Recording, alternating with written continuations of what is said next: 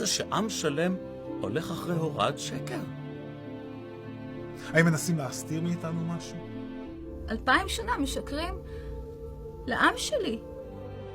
תקשיבו, ישוע, יהודי לחלוטין. הוא חיכה 2000 שנה. ישוע הוא אל שדי. הוא משלנו. הוא המשיח היהודי. הוא מת בשביל כולנו. ישוע קפץ למים להוציא אותי. הוא נתן לי חיים במוות שלו. איך אפשר לא לתת את החיים שלך בשביל מישהו שעשה דבר כזה בשבילך?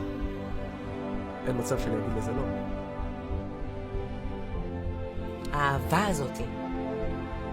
אהבה מושלמת. אנשים זקוקים לישוע.